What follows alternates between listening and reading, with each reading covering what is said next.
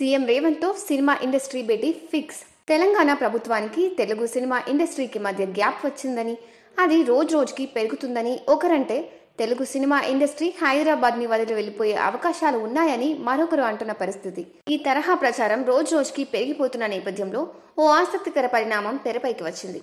అవును, సినిమా ఇండస్ట్రీకి తెలంగాణ ప్రభుత్వానికి మధ్య గ్యాప్ బాగా పెరిగిందని, దీని వెనుక ఉన్న అసలు కారణం ఏమిటనేది ఇంకా తెలియదని, సంధ్యా థియేటర్ తొక్కిసలాట ఘటనపై ప్రభుత్వం ఈ స్థాయిలో స్పందించడానికి ఆ గ్యాపే కారణమని రకరకాల ప్రచారాలు సోషల్ మీడియా వేదికగా నడుస్తున్నాయి. డిసెంబర్ 26న తెలంగాణ ముఖ్యమంత్రి రేవంత్ రెడ్డిని సినిమా ఇండస్ట్రీకి సంబంధించిన వారు కలవబోతున్నారని film development corporation chairman Dil Raju ప్రకటించారు. ఉదయం 10 గంటలకు ఈ మీటింగ్ జరగనుందని తెలిపారు.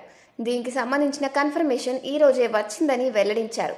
ఈ సందర్భంగా సినిమా ఇండస్ట్రీకి చెందిన హీరోలు, నిర్మాతలు, దర్శకులు అంతా కలిసి సీఎం రేవంత్ రెడ్డిని కలుస్తారని దిల్ రాజు తెలిపారు.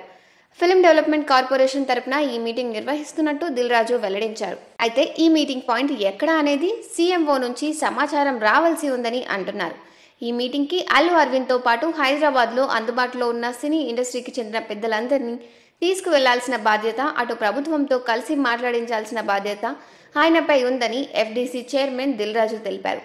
ఇప్పుడు ఈ ప్రకటన ఆసక్తికరంగా మారింది. కాగా సంధ్యా థియేటర్ తొక్కిసలాట ఘటనలో తీవ్రంగా గాయపడి కిమ్స్ ఆసుపత్రిలో చికిత్స పొందుతున్న శ్రీతేజ్ ను ఈ రోజు ఎఫ్డీసీ చైర్మన్ దిల్ రాజు పుష్ప 2 నిర్మాత రవిశంకర్ తో కలిసి అల్లు అరవింద్ పరామర్శించారు. ఈ సందర్భంగా తండ్రి భాస్కర్ ని కలిసి శ్రీతేజ్ ఆరోగ్య పరిస్థితిని అడిగి తెలుసుకున్నారు.